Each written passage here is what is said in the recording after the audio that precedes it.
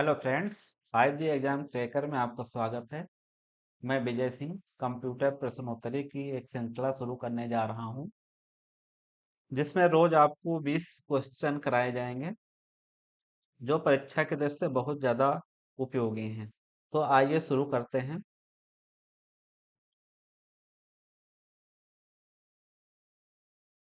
किसी भी computer system का दिमाग होता है A central process, A CU CU control unit, B ALU arithmetic logical unit, C memory, D CPU central processing unit. Computer का दिमाग सेंट्रल प्रोसेसिंग यूनिट को कहा जाता है, इसलिए ऑप्शन डी बिल्कुल सही होगा। नेक्स्ट आते हैं, इलेक्ट्रॉनिक प्रारूप में पुस्तकों को क्या कहा जाता है? A I books, B e books, C e library, D e learning. तो इलेक्ट्रॉनिक प्रारूप में जो पुस्तकें रखी होती हैं उनको हम ई बुक्स कहते हैं। ये पीडीएफ फॉर्म में होती हैं। ऑप्शन बी बिल्कुल सही है।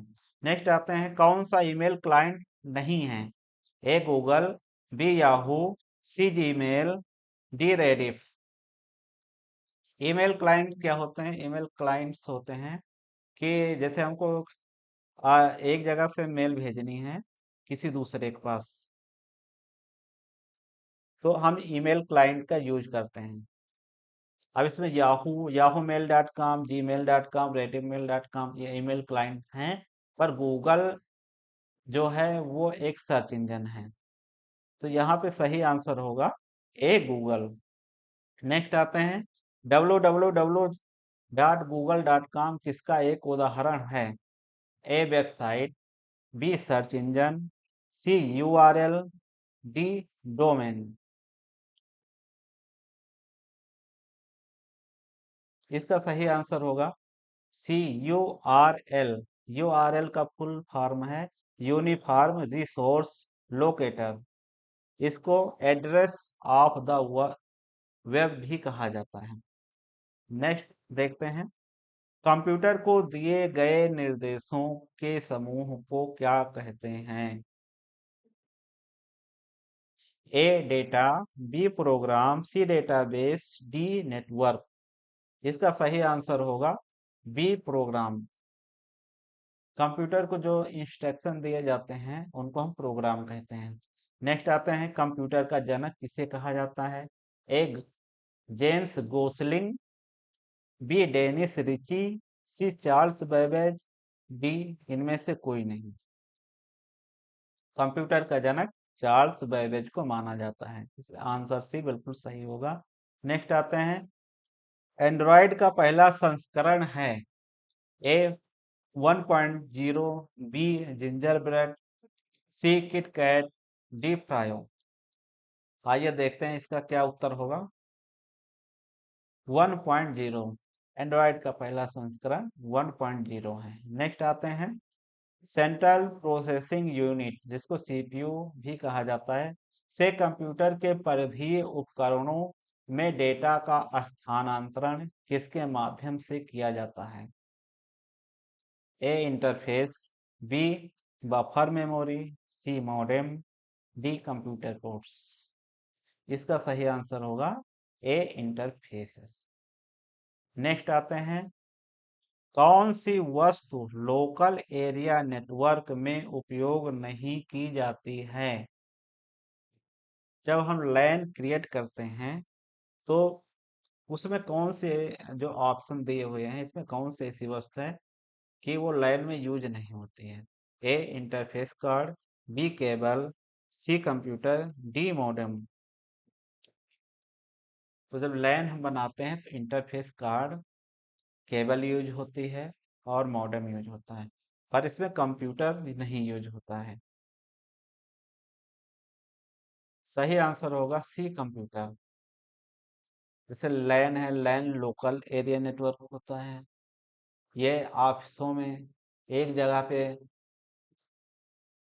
केबल के माध्यम से एक कंप्यूटर से दूसरे कंप्यूटर को कनेक्ट किया जाता है। वैसे वैन है, वैन वाइड एरिया नेटवर्क है, और मैन है metropolitan area network. Metropolitan area network, जैसे एक शहर से, एक कोई बड़ा शहर है दूसरे शहर को कनेक्ट किया जाता है। और एक होता है कैंपस एरिया नेटवर्क।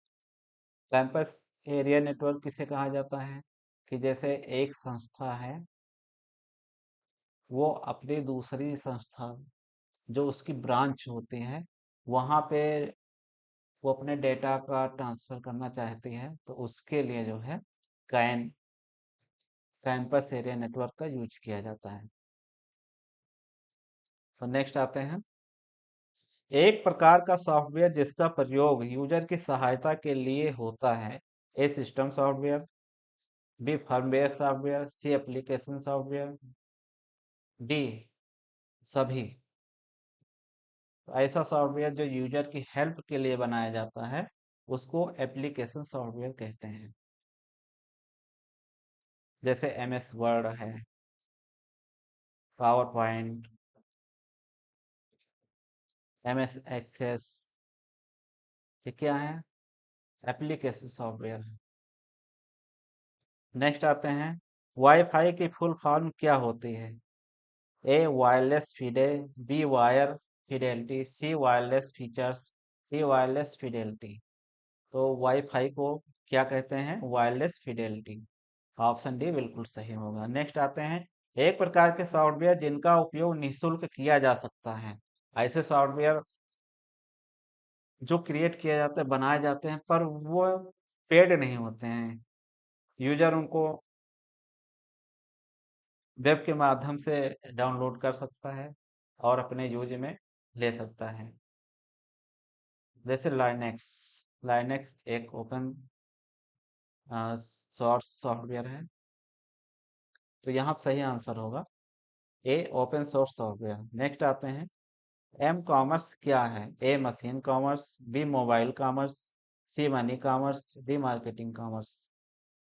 सही आंसर होगा M mobile commerce, answer number B.